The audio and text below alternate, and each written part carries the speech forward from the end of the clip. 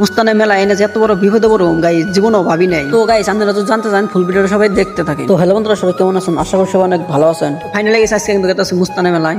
Guys আমি কিন্তু এখানে গেছিলাম রোডে হেন্তিয়া গেতাছি মুস্তানে মেলায়। আর গাইস যারা যারা বাইতে বয়ে মুস্তানে মেলা দেখতে চান তাহলে আমার ফুল ভিডিওটা দেখেন আপনারা। ও বন্ধুরা দেখতে দেখতে কিন্তু আমরা মুস্তানে মেলা পাই গেছি। আর মুস্তানে মেলা মাজারটা তো দেখতেই পারছেন কি অসাধারণ মাজারটা হয়েছে। কিন্তু গাইস মাজারটা অনেক সুন্দর, ভালো লাগে দেখুন কি ভিউ আর ভিউ।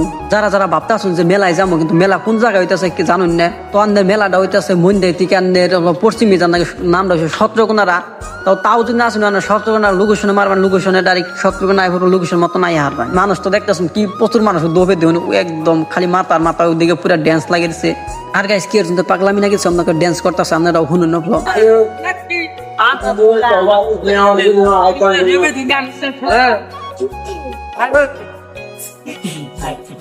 তো গাইস দিশা তো পাইলেনি কে নিগম করে পাগলামি না গেছে, মানে গাইস তার মানে একটা হাসা কথা কি আমরা কে নিয়ে পাগলামি না গেছে, আমরা পাগলামি করতেছে আসলে গাঁজা খাইয়ে। আর গাইস রাস্তার চত্বরটা তো দেখতেছেন খালি দোকান আর দোকান, এইদিকে দেখুন প্লানের কি সুন্দর খেলনা। গাইস গেটটা তো দেখতেই পারছো উরস মুবারক বলে লেখা আছে। দেখতে দেখতে কিন্তু আমরা চকাই বললাম ধোবে, তার মানে ধোবে আইসি। বিশেষ করে গাইস মেলার মধ্যে আইনে কে নিয়ে ভালো লাগে, তার মানে একদম কোনো জিনিসের তেমন অভাব নাই। দেখুন পুলাহানের গাড়ি খেলা। তো গাইস অবলোটা বৃষ্টি হয় না কিন্তু পুরো কেদা কেদা গেছে বৃষ্টির কারণে গাইস মানুষ কিন্তু কম। তার মানে যদি বৃষ্টি না থাকতো গাইস পাড়া দেওয়ার জায়গা থাকতো না। তার মানে এত মানুষ হয় মুস্তানে মেলায় আনের। ভাই দেবে আজকের ব্লগটা কিন্তু এই তুমি শেষ। সবাই পেজটা ফলো করবেন, আমার সাথে থাকবেন। ধন্যবাদ।